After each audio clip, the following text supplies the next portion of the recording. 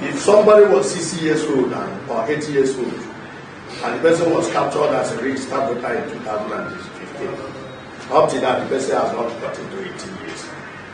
We're still underage. So, underage voting, registration, commenced in Nigeria and was introduced by Professor Njenje, 2015, 2019, and this period. Who was responsible for manufacturing of fictitious identities. All these promises of doing this, promising going to conduct this and what have you, they do not hold water from our findings. Then another section, this section of election is over. The report is over. So let us enter into another critical section. You may call those people outside because this area is very important. I think the only flashing light are there recorded. But they recorded, okay. Okay. Another aspect we are looking into before we wrap up is the fact that state, non-state armed entities killed 1,700 Easterners and abducted 1,800 in 2022. For our several findings, the state actor and non-state actor armed entities operating in eastern Nigeria have jointly been responsible for 1,700 civilian deaths and 1,800 abductions between January and December 2022. Segmentally, police, army killed 700 civilians, arrested 1,100, and burned down 600 civilian homes. This is the latest update we have done to wrap up the 2022 report of the about the military operations in the East. The military and the police attack, we must have to point out clearly. Going at the Geneva Conventions of 1949 that governs the war, activities of the fighting parties in a turbulent environment, especially as it concerns intrastate warfare or violence. Killings are not the same thing. Killings are not the same. Particular attention is paid to the killing of civilians, even in war situation. Here we are mindful of the killing of civilians. Killing of any form is condemned, but using the UN language and the instrumentality of international law, the killing of civilians is abominable. Likewise, burning down of civilian homes. So the military police killed a total of 700 civilians in the East, arrested 1,100, and burned down 600 homes. They also sacked over 18,000 from their homes in 12 months.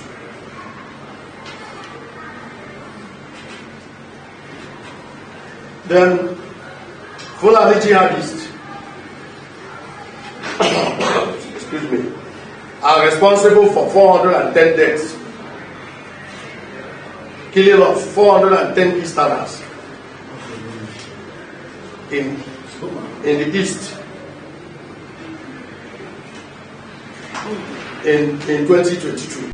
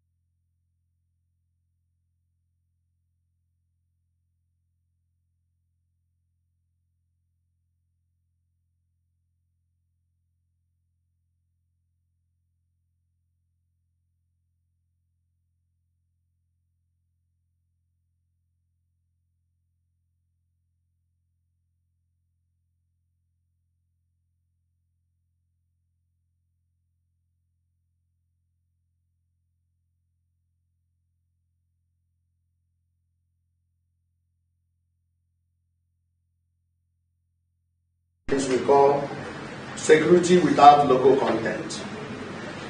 That is the kind of security that is being given to us in the East here.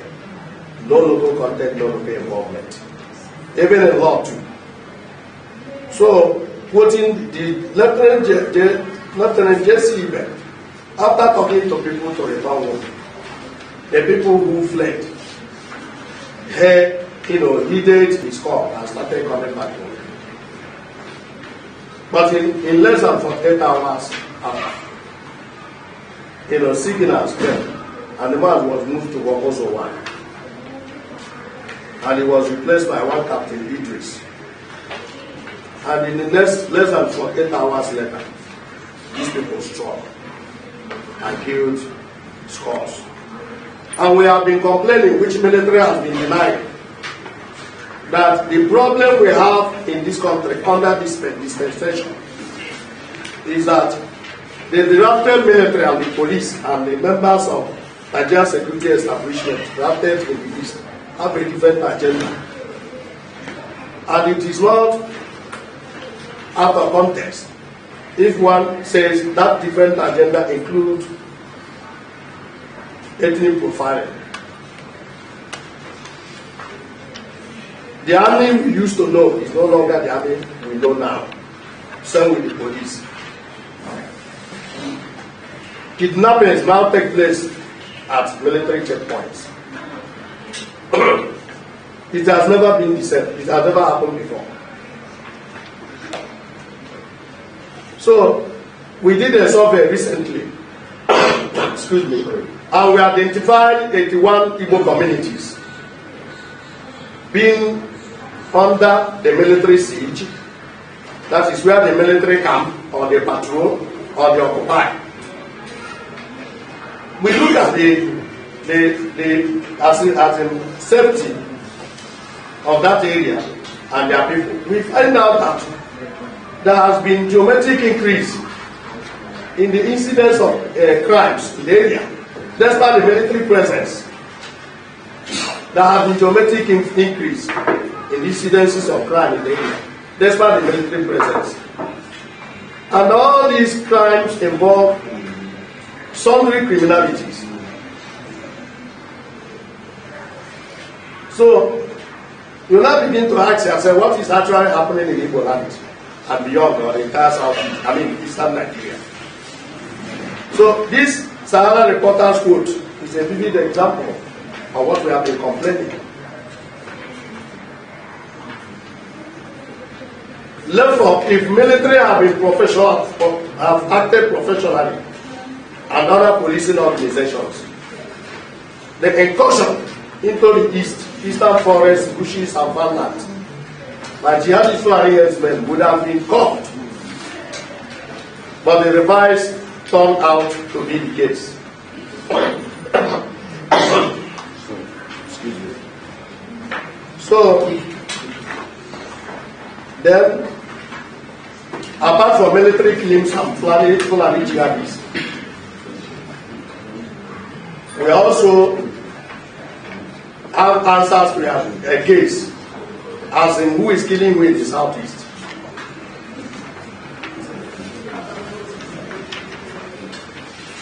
So, the jihadists, and we identified the armed counterfeit agitators and others responsible for 1,000 abduction of 1,000 Easterners and killing of 600.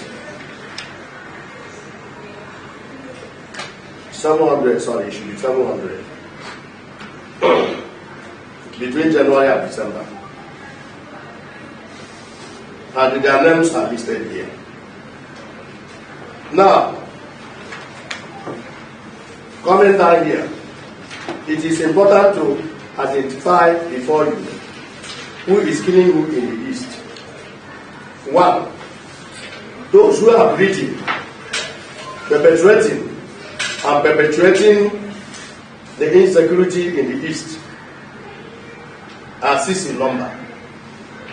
One, deployed military and police personnel and their commanders.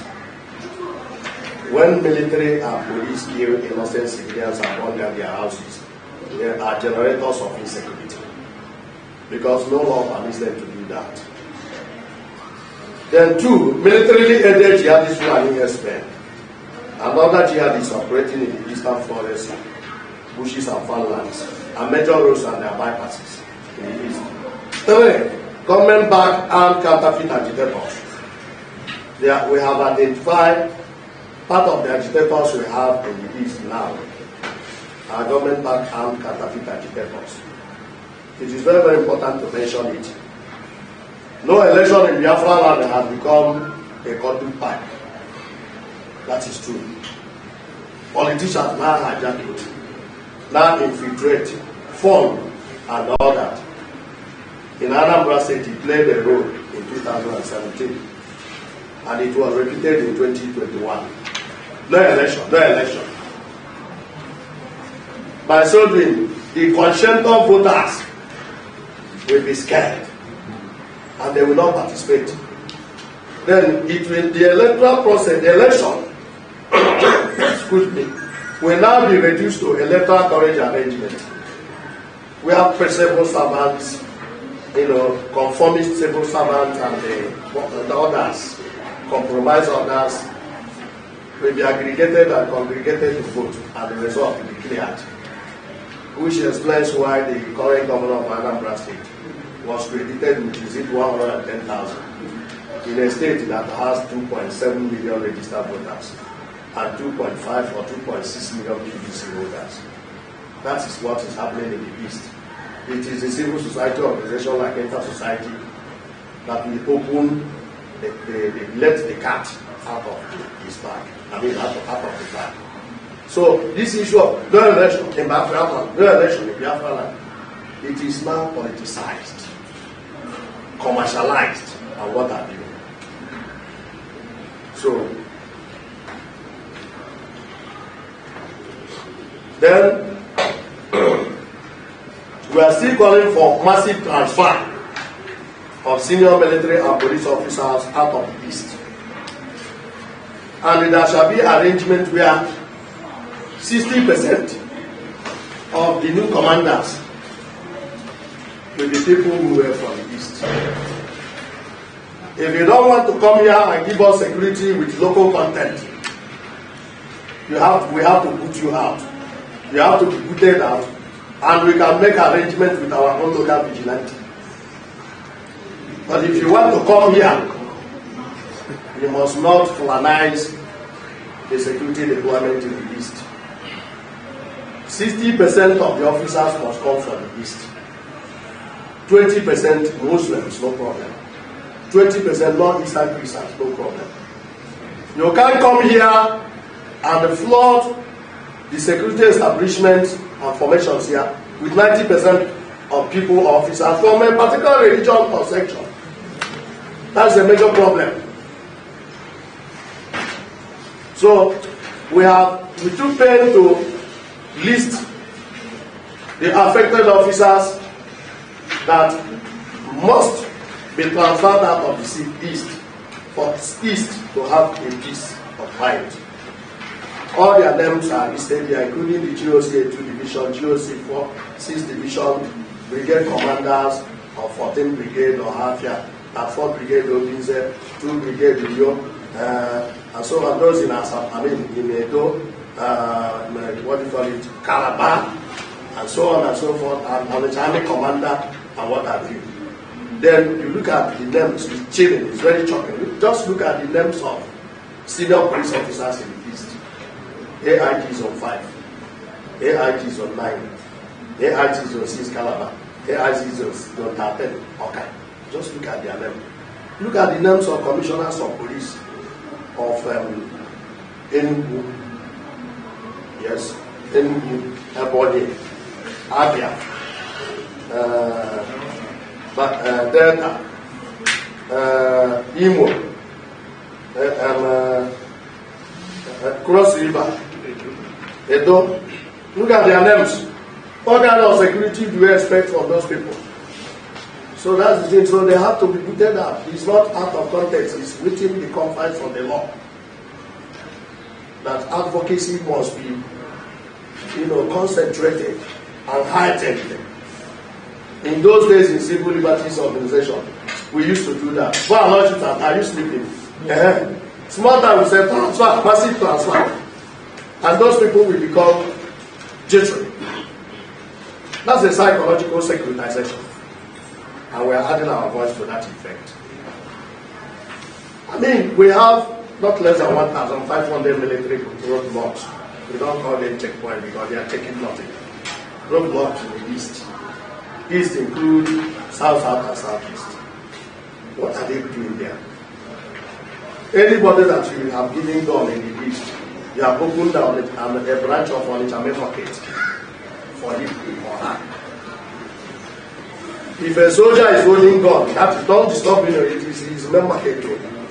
If a policeman is holding gun, it is his main market.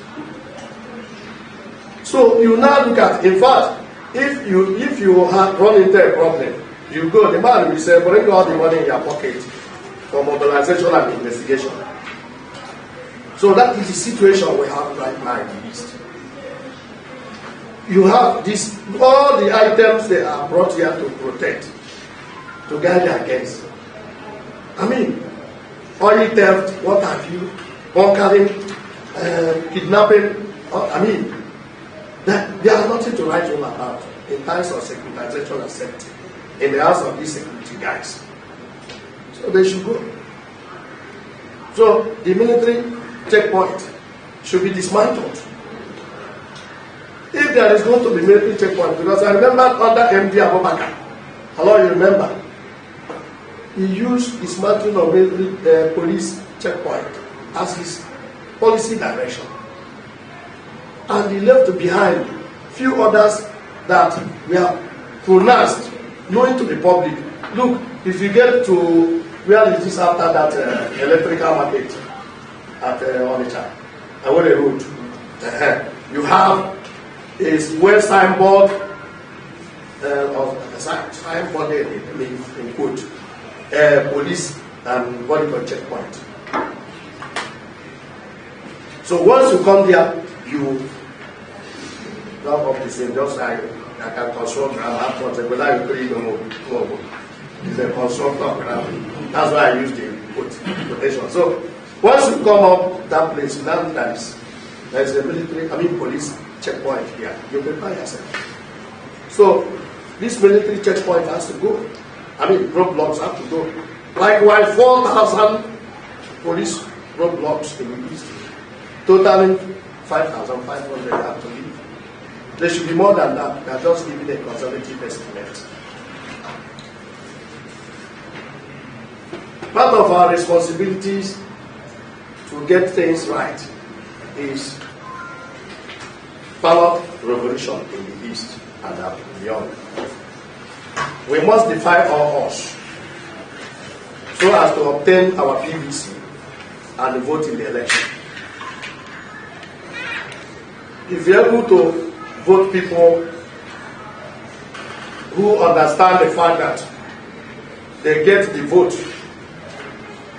they get into office, they get elected into office through massive living votes, we believe that definitely it is enough to constitute psychological checks and balances. But when you get people who sign away their conscience, their people's security and safety, their loyalty will be centered to their bear masters that install them in government. So people must participate actively in spite of all odds and be able to vote, conscientiously vote candidates of their choice. Then this is the final message we have for you. Then again, for full details of the 27-page report on INEC, special investigative report on INEC, you can access it online. The link is added here, it's included here. Thank you so much. With me here is Professor Njenje. is a well-known, respected university lawyer and the human rights crusader, so democracy campaigner. Uji Gweri Esquire. Kabian Uji Gweri Esquire. LLBBL. Is here with me. Chidema Illegalities Esquire. LLBBL. Njenje is the head, like she introduced herself. Heading Civil Liberties and Rule of Law program. Chidema is heading campaign and publicity. Then we have Illegalities Banner. LLBBL. She is heading international justice and human rights. Then we have INEC, Viko is our friend in the house and associate member of the InterSociety. Then we have the big man himself, Aloysius Aka. So, okay. Then we have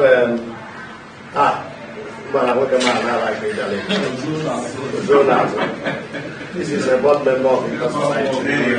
This is a board member of the InterSociety.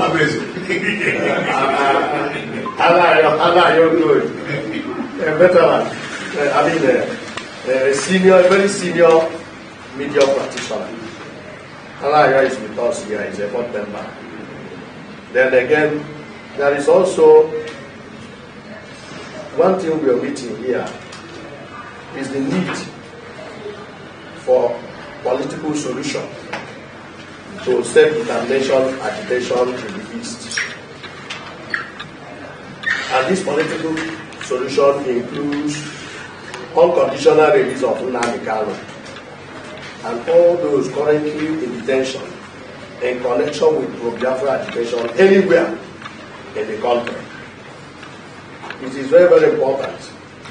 And I can tell you, Nnamdi Kanu must not die in prison, in DSS custody. Heaven will let loose if anything happens to that young man. It is the duty of the DSS, beyond excuses, frivolities and irrelevancies, to give him the adequate medical attention. I know under the DSS has power as an establishment of Nigerian government to even fly him abroad or take him to best hospital in town, depending on particular event that is disturbing him. So he must not die.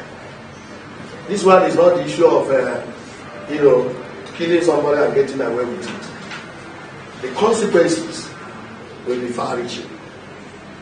It's unfortunate that when people like us come out and advise government does not lead our advice. And whenever we advise, we point out the short-term, medium-term, and the long-term effect or consequences that will follow should government refuse. So that young man must not die in prison. I mean, in DSS custody. And whether this government likes it or not, there is going to be change of social legal system next year. No doubt about it. And I'm sure that whoever that becomes the president will look for regional legitimacy and so on and so forth. And I'm sure if Nnamdi Kanu is not released now, he will surely be released. Now or later, very soon. So the sooner the government, at the level of Nigerian government now, there is something we call exit strategy, making amends. Or where the people they wronged, where they have wronged. This is not the issue, this is not time for, threatening fire and brimstone. You are going out, the government is going. This set of government, this particular government, he says, going. Let me be mine, let me not use the word expiring. The government is going. Therefore, what this government should do is to start making amends. Because the government wronged a lot of people and a lot of entities. Forefathers and what have you. So instead of threatening fire, brimstone, DSS issue, threat, do this, this. No. Start making amends. Because the moment this government goes, the social legal system is automatically changed. And there will be no status quo. Should I add anti-Belgium? Thank you so much.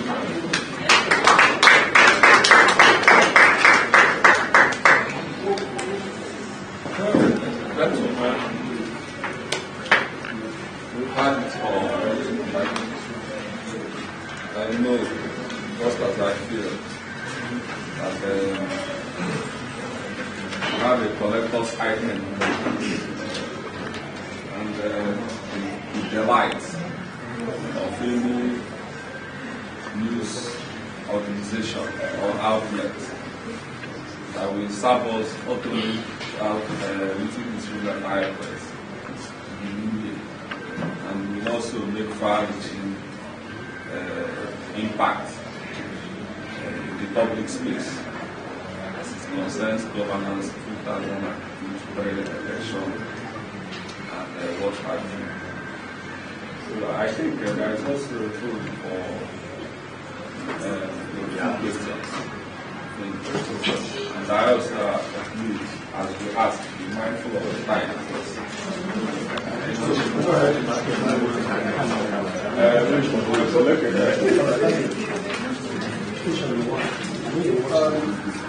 Mr. Chairman of the Board of Trustees, thank you. Again, I am Njenje. I was presenting final number. I have a myriad of questions I would like to ask, but as our lawyer has said, we should be time conscious. Let me limit them to just two. First, I would like to ask you, oh yes, you have talked about the number of police officers and other security chiefs that you want removed around the southeast. Yes. We'd like to know, did you factor in the number of such high-ranking police officers that we have in the southeast who should be able to step into those positions? That's number one. Two, the Kano you mentioned, it's as if maybe you have received some intelligence report about Kano being gravely sick. The last time we heard was that Kano was only not fed by DSS for some days. That's bad. But we didn't hear of any grave illness. But here you are talking about death. Have you received information about him being gravely sick to the point of you asking that he should be flown abroad for treatment? That's number two. And my last.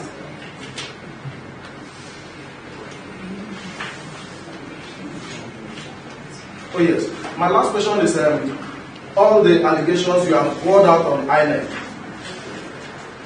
I think INEC is just a means to a certain end, and that end is the production of a crop of leaders that will take this country to where it goes to go to from here.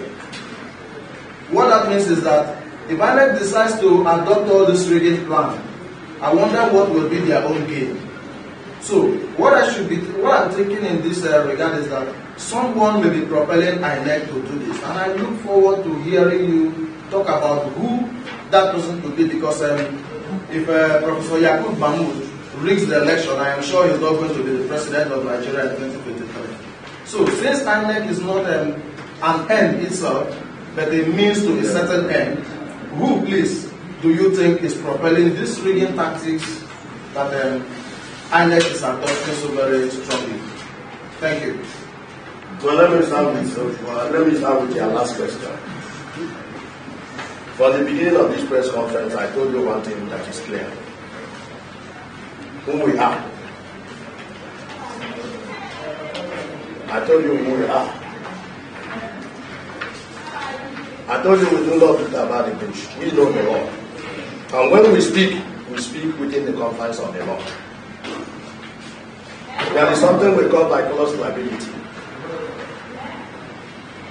INEC is an establishment. We didn't have time to look at.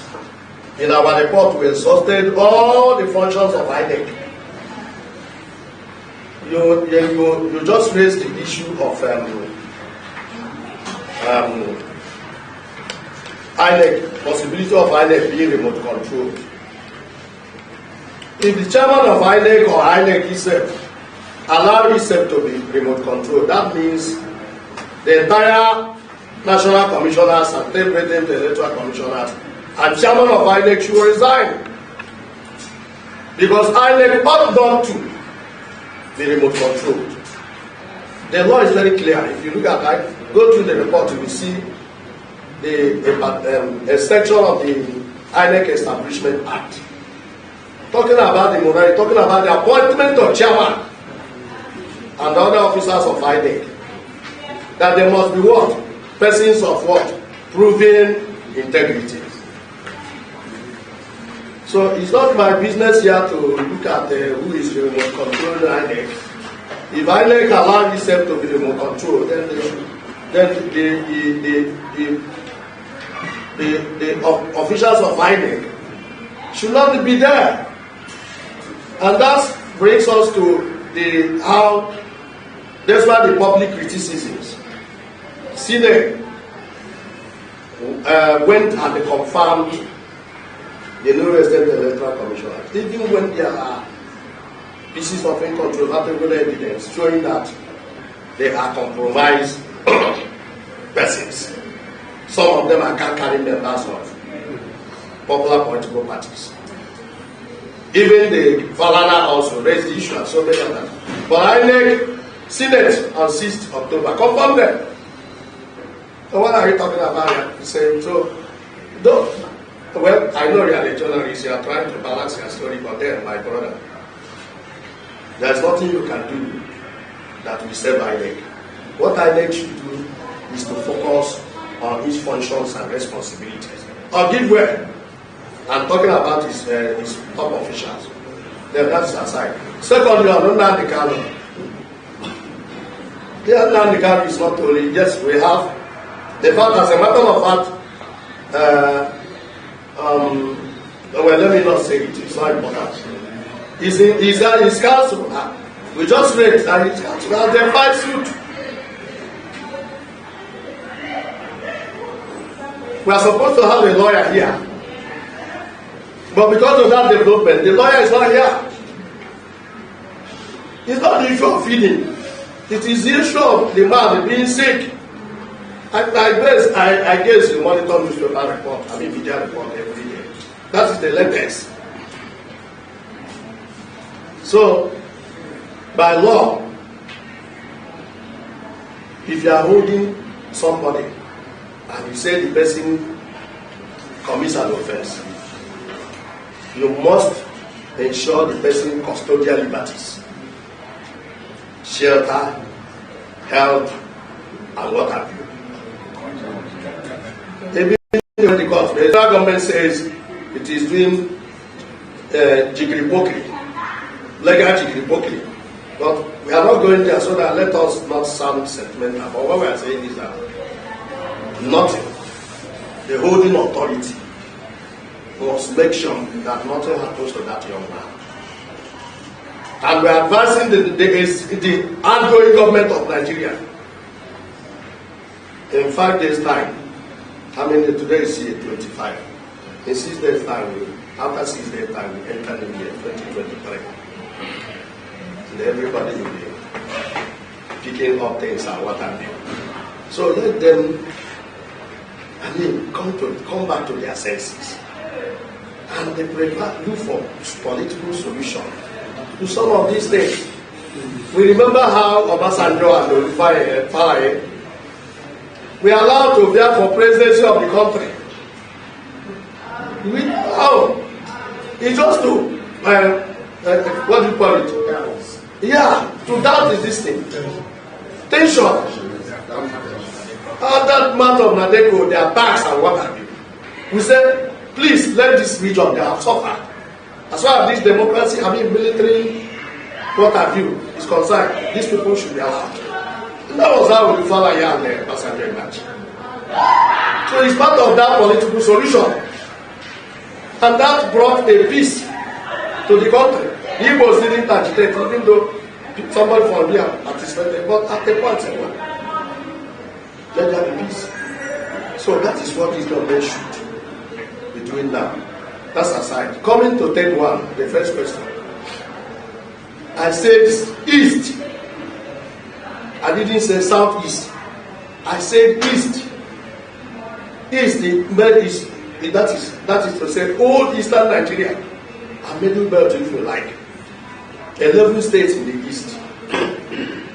They are the people we are referring to. Edo, Delta, Anambra, Enugu, Imo, Abia, Ebonyi, Cross River, Akwa Ibom, Bayelsa, Rivers. Is there any other? No. And if you look at that our report, the report covered the 11 states. So we are aware that we say 60%. How many military formations do we have? Policing formations do we have? We say 60% of our own people for the East. I read the recent promotions in the army. Quite a number of them came from East. Likewise, soldiers from the North. So we should have enough. And again, we didn't say only East. We didn't say only Easterners. We said, give us, it is our own security.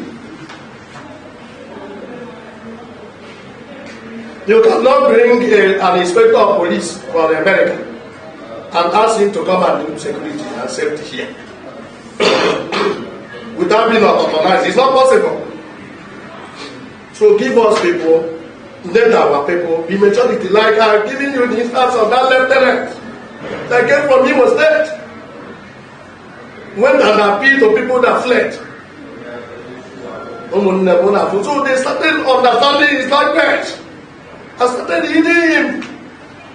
I started coming back. Suddenly, the man was replying, moved to also one, and the one captain Idris came. So we cannot, these things are not like a with allegations.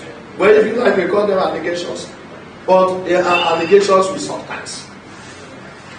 And that's one differentiating InterSociety and others. Our reports are always forensic. So give us a new security arrangement in the East. Let us have 60% of our people, 20% Muslims, 20% non-Eastern Christians. We will not have balance. So that is my answer to your 3 questions. With due respect, sir. Hello. All right. My name is Alphonsus Lucy. I have 2 small questions. One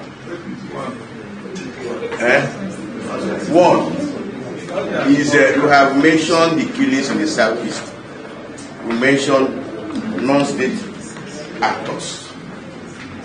But there is this question of unknown gunmen. And the unknown gunmen are being attributed to Eastern Security Network, which has a link to TIPOD. I don't know, it's like it didn't happen on that area. In fact, I know you mentioned it. But the issue is that within among people, a lot of people believe that these kidnapping killings are carried out by this unknown gunmen, especially in Imo State, especially in some part of Anambra and Enugu State. That's one question.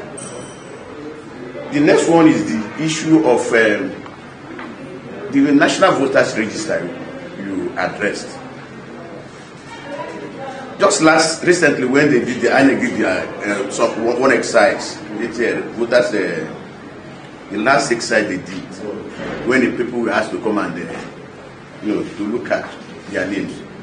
They said that the about 5 million voters in the north, at about 1.5 or 2 million are fake, underaged, and all those things. But the issue is, it is not only, even INEC said it, but at the end of the day, how are they going to clean off those people they tagged underaged and not qualified. How is INEC going to clean this register between now and February 25? Thank you so much. We have a solution.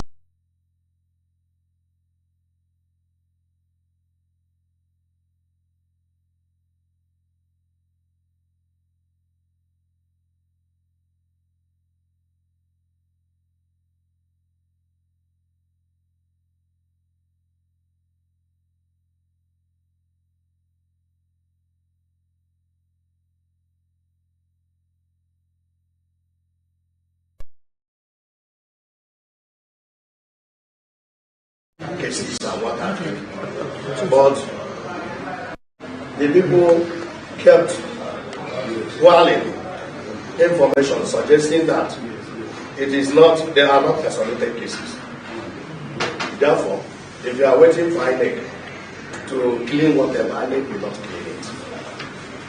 This thing has a kind of it's a kind of structural pain. You know, criminologists will say structural violence, physical violence, cultural violence. So this one now falls under politics of segregation and exclusion. You understand? But what I think should be done is that is why we made mention of dead votes. If people can insist on one man, because we did it in Anambra. What paid off in that Anambra Yamanyama is that we insisted that on one man, one vote. So on the insistence of that one man, one vote, I mean, there is nothing, the INEC was handicapped. So if it is possible in this election, they have perfected plan to scientifically read the code. That one is open. You will see it. If it is possible, the only way it can be remedied is where people insist. But our fear, that's why we identified those 12 states where this Irabo, CTF Irabo said they are impenetrable. They are mad. So if there could be a way to checkmate like all these foreign missions and what have you, to police those areas to the extent that Nigerians will insist on give us what we voted, I mean, give us our vote. That is the only way it can be checkmated. Because for you to wait for INEC to claim what? They are not ready to claim it. The group alleged, made allegation, first allegation. They issue a statement saying, well, as a matter of fact, we have claimed 3,000 in that particular area at Omuma. When the voters register was displayed, the group came out again after studying it and said those things they posted on 14th September are still there. INEC now kept good till today. So all the underage children, illegal migrants, and what have you, all of them, they are not, as it stands now, they are not capable of being claimed. That is the fact of the matter. Then there is something that I forgot to tell you guys. As part of InterSociety's advocacy trend, there is a suit filed at the Federal High Court by InterSociety. The arrangement was a kind of some concerned groups. You know, one of them is Njenje, and even the professor here. So they decided to take our report to the next level. They reached out to us. We now allow them, we lend them our intellectual resource and other arrangements, so leading to filing of that suit at the Federal High Court. So there is a pending suit by InterSociety and 2 others against INEC at the Federal High Court. I forgot to. Do you have the? Okay. I mean, I'm talking about the suit number. Njenje for the Nigerian the suit number pending at the Federal High Court. I think it was filed 3 days ago on Monday. So that's another angle. That is another angle to the advocacy of InterSociety. Come on, let the prof call the suit number for you. And maybe later we will forward the short details of the suit.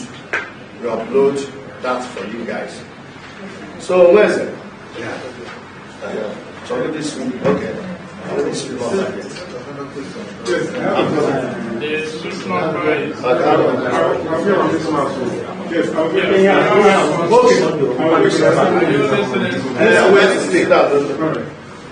Okay. Federal High Court, CS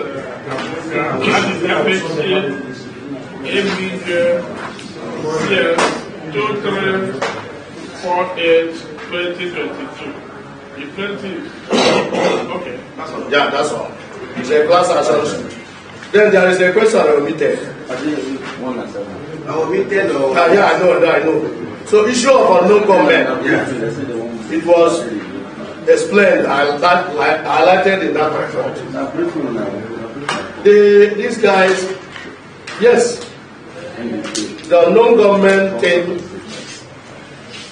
has been the intent.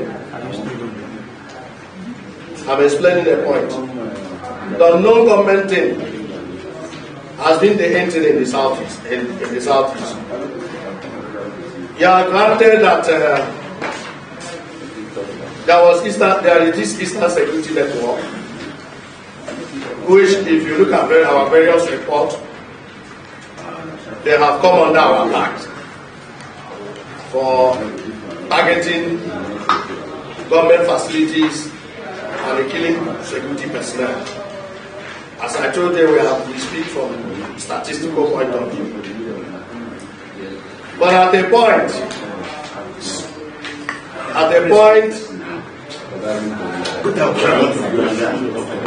it's okay. It's okay, sir. It's okay. Very please complete.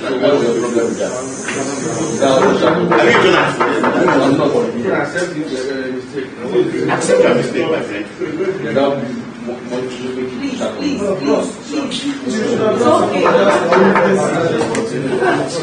You only corrected.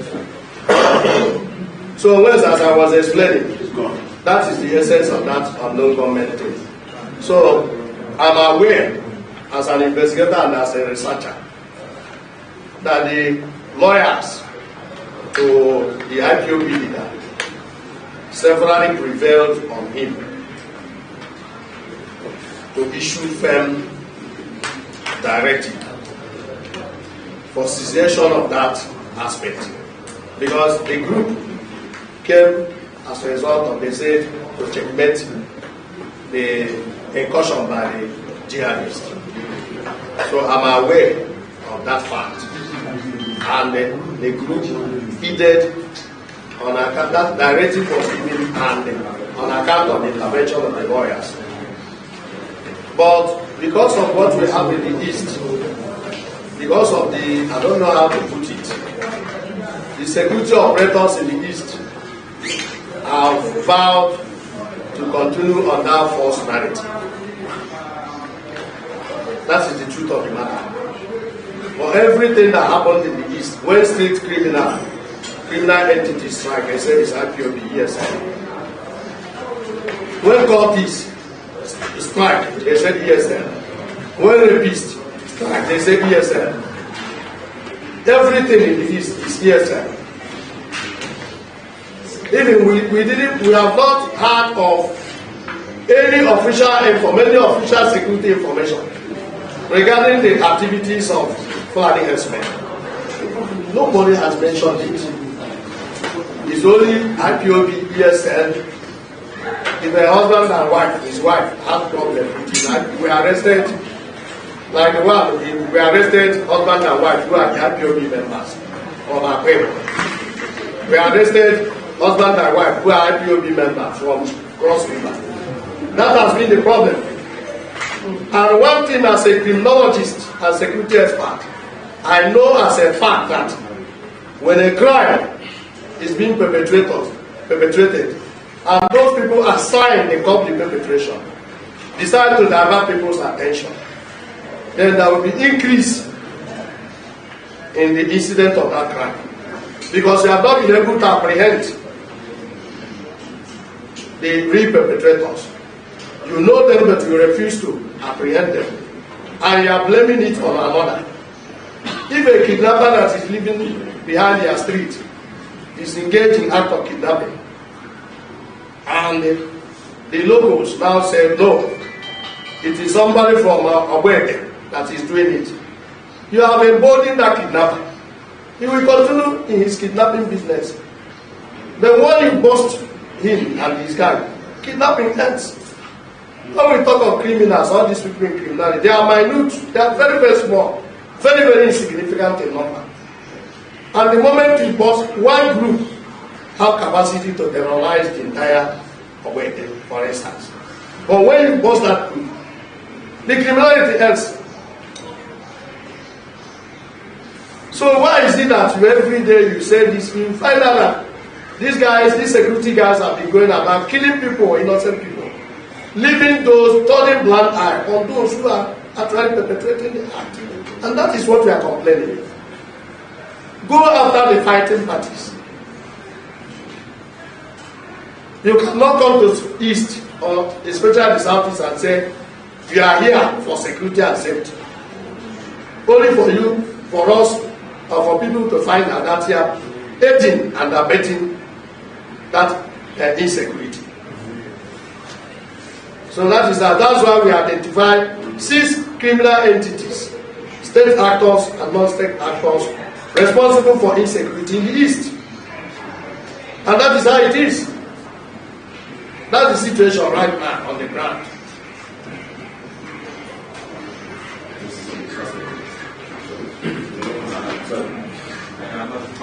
Sorry, my name is Njenje.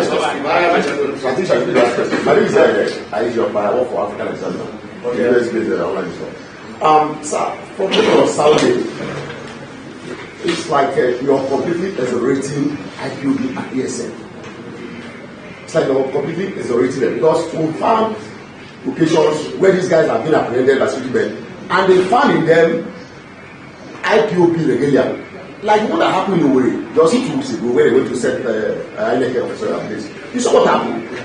You saw what were discovered from them. Just what if you begin to say it's how this way. To the person, you are explaining things. Okay, I want to say that. Are you now saying that IPOB and ESN do not commit this crime of the Southeast? Yeah, wait on. You know, thank you. Let me tell you, my brother. I don't know. I want to stand it again. Unfortunately, you guys in the media do not have the opportunity to engage in investigative journalism because of the censorship on the ground. I'll give you an instance. If InterSociety releases a report, a statement, the level of circulation cannot be compared to a situation where army counters that InterSociety statement. Why is this so? It's a psychological thing. The media will be proud to carry it. It will make front page. That of army because of the situation we found ourselves. Because the media practitioners are under censorship. Because they want to publish something that will make them to be safe. That is the situation. Now let me tell you, I'm telling you the findings. We have the capacity to ask, to investigate both sides. But right now, I've had an opportunity interaction with the media, some of our media friends. We see a challenge where it will be very difficult for media practitioners to engage in investigative journalism. Except that in which military or police tells you. And then it is not true. Okay, let me give you an example. What is this name, these guys that were killed Where is that community in Imo State in July? The community that They went for wedding. they went for a wedding, traditional wedding, and near our mama. Not his mama. Near they were killed in our mama. But from what I can't remember them. Now, what happened there? After Opunzodimma came out to tell the whole world that those guys were unknown government, IPOB, ESN. What did we discover? We went into the investigation. And after this announcement, Hope promised that the DSS director will address the media shortly. And before you know, the DSS director in Imo State appeared. And with somebody handcuffed and put camera in mouth, and he said, I'm an ESN member, we were in our camp when they came and attacked us. This, that, and what have you. That is exactly,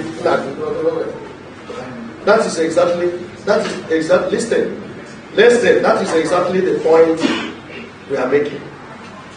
It took InterSociety to go and unearth the names, the families of those people. What did the Hope do? Instead of Hope recanting and apologizing, he let the security release the corpses to their families. And they were given the fitting burial. So, the way we are now, it is no longer that period that you guys can easily go into looking the other side, beyond what military or police tell you. Nobody is exonerated. Didn't you hear when I said that during that time, there was a time, 2021, 2020, and what?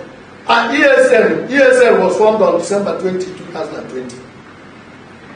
So we have more information, more than you, about all these things you are talking about. We are researchers. We are forensic researchers. What we give you, you can't find it. So nobody is exonerating anybody. If you know InterSociety, at least we have been publishing our report, you will know that we don't spare anybody. Last year here, it was a war. We declared war against IPOB. When they said no election in Anambra State. You attended a press conference. You came here. I don't know whether you came on the same representative, but I know you carry the story. So forget those things. We have issued a report and identified that 90% of information coming from army and police in the east are false. That is true. And we have identified. I don't want to, there are certain things I will not tell you here. But just know that there are government unknown government. It is a very big project. Billions of naira worth of project, you may not know it. Belonging to federal government of Nigeria. Counterfeiting. We are the first that identify, we call it fifth columnist counterfeiting, agitation. We are the first that mentioned it. When you guys write army say, police say, it doesn't stop there. A ministry is cutting the clips, putting them together, sending them outside the country in furtherance of a serious propaganda. So what we are saying is that where IPOB, I have just given you an intelligence intel report. Ordinarily, I shouldn't have mentioned it. There was a meeting where lawyers prevailed on the leader of that movement. I said, no, we cannot be representing you and your body while your men, ran foul of the law. And the narrative was given. And that was what was led to drastic. And we are not saying that if they want to say, for instance, sit at home, you are aware that when they are sit at home now, these people will say, this sit at home is from us. Are you not aware of it? This one is not from us.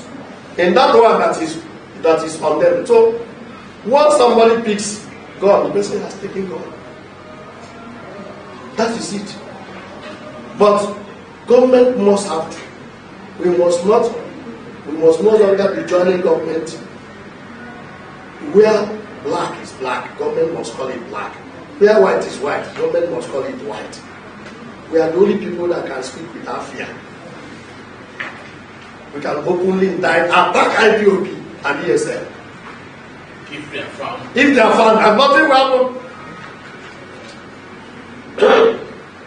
Just like we can attack government. We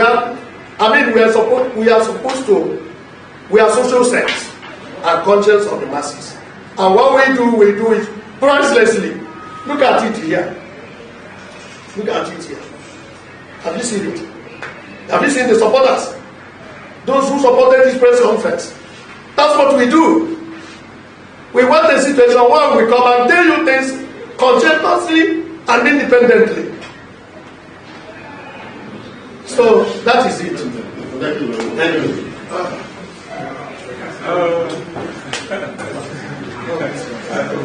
I think we exhaustively done. And like I said earlier, we have a collector's item. So I want to thank each and every one of us who participated. And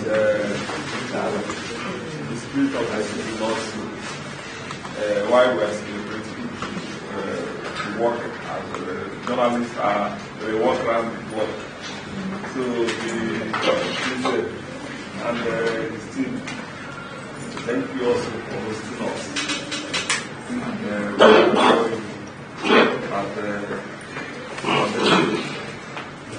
As total as it is, thank you.